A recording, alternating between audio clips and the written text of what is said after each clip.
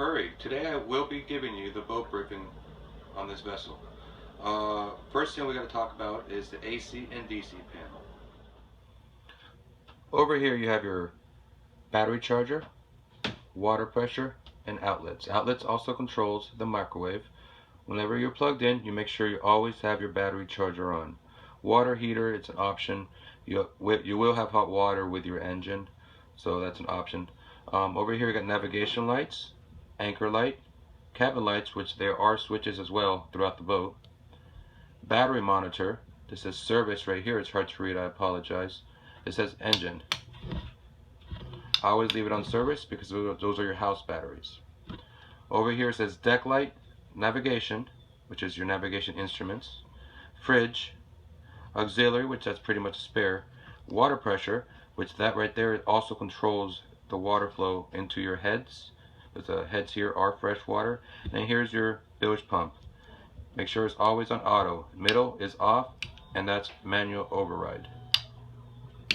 So you make sure it's always on auto. Jump is turned on like so. Okay. You can scroll through the channels like right there. Squelch is right there.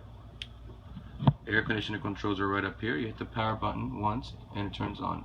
Mode sets it to cool, heat, dehumidifier. Here's your temperature controls. Besides that, that's all you got to touch on this. Before unplugging, make sure you turn off the power to the air conditioner. Here it goes. Real simple. There's a red button right here. You hit the button once and it turns on. Your volume controls right there. Yes, volume controls right there. So that's what we got. To turn it off, hit the button once and it turns off. As you look throughout the boat, you'll find these little cubby holes. Like right here on the port side, you have your flares. Over here, you have air horn and first aid kit.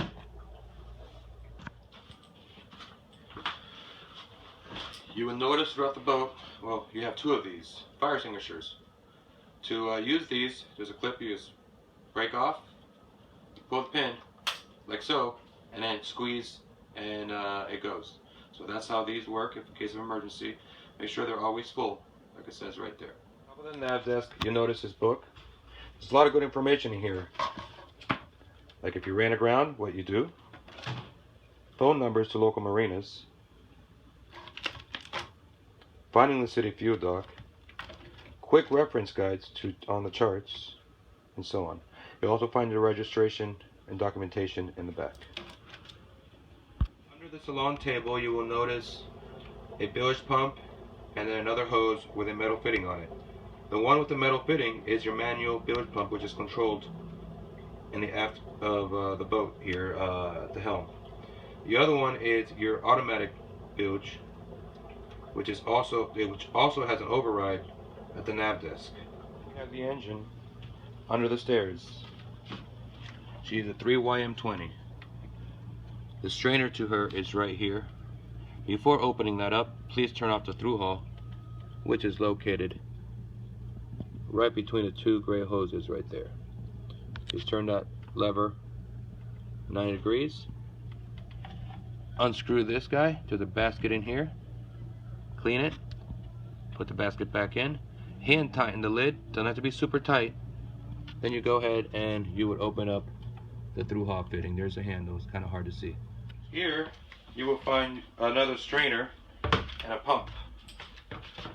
This is your air conditioning pump. You got two air conditionings coming into this boat. This is a splitter. It goes to 2 units. If you follow this big black hose, it goes into the strainer. This is where the seagrass goes into. You would normally unscrew that, but before unscrewing it all the way, you close the through hull fitting. Good to unscrew.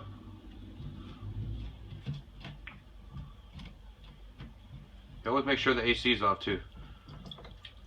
The little basket in there you would clean out. It looks like this. When you're done, stick it back in like so. It goes into a little groove. And tighten this up. The water that's coming out there right now is just what's in the hose coming back into the strainer. Once you hand tighten this, as it says here, hand tightened, you open up the through hull and your air conditioning should work properly. Here we have the head. You see right here, please don't throw things that don't belong in the head. Here's your controls. Make sure the water pressure's on because it uses fresh water to flush. Underneath the sink, you'll find some through-hole fittings. One of them is for the sink, and the other one is shower drain.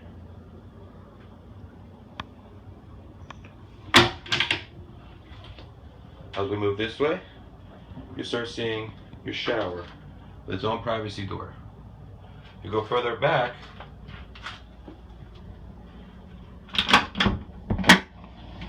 this is your lazarette.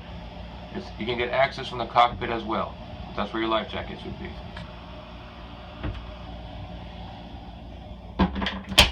People ask me where the through hole for the sink is.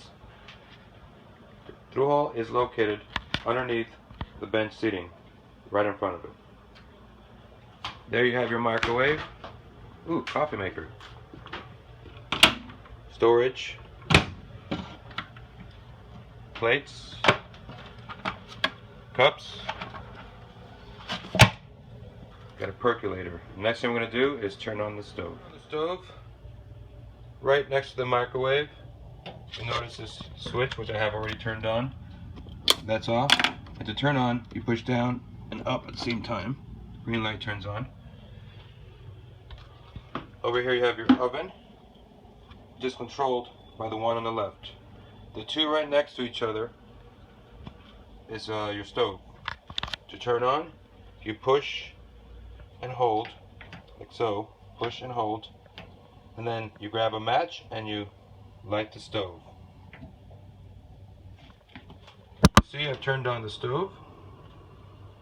When you're done using the stove, you turn it off right here. Immediately go over to the switch and turn it off. Opening up the sail, you make sure this is on free right here. By lifting up right here and pushing it over. Now that is free spinning. You make sure you're about 10 degrees off the wind. Just keep it on your starboard side, 10 degrees, and then you just pull on the out haul and it should come out. Once the sail is out, have someone come up here, move that over to ratchet. Because that's the way you reef. The sail will come in, but not come out. Again, when you bring it in, have the wind 10 degrees off your starboard bow to bring the sail in. And always have pressure on the out haul when you bring it in. This is where you turn on and off the engine. To turn on the engine, you gotta generate power on the panel. Start button's right here. Engine turns on. Keep in mind, the bow thruster will not work without the engine being on, or the anchor windlass. So you gotta make sure the engine is on when you're using those two things. To turn off the engine, you hit stop, then the power button again. Oop, 2 seconds. 1, 2. Over here is the glow plug. Welcome to Florida. You don't need them. As we go up,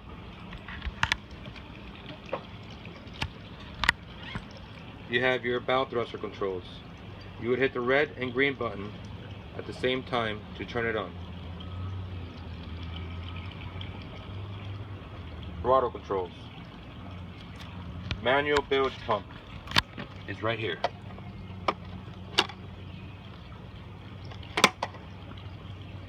Here you have your autopilot, standby, auto, -1, +1, -10, +10, auto. Here you got different screens you can go to, as you can scroll through them through these buttons right here. On the port helm, you notice your GPS. When you power it on, it'll give you this info. Just hit accept. It gives you everything you need. The is located on the port side, right here near the back. This opens up, there's a tank in there.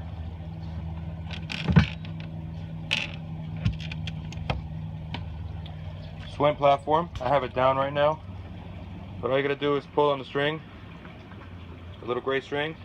There's a latch on the port side of the engine. You just lock it into place. Port side seating area, you notice this, that opens up. If you were to undo these hatch lids things there, you notice your life jackets. We saw your life jackets earlier going through the head. You got two ways to get there. Down in there you'll also find your emergency tiller. Here we go. You'll notice the remote control that goes right in here. Has an up and a down. With the engine running, of course, you can hit the down button. Anchor will go down, up button, anchor goes up. Never let the anchor go tight like a guitar string. As you walk around the boat, you notice there's a boat hook on the starboard side railing. There's a water fill right there. Enter the waist further back, and diesel on the starboard aft corner of the boat. Do not put gasoline where that says diesel. It's happened before. We don't want to see that.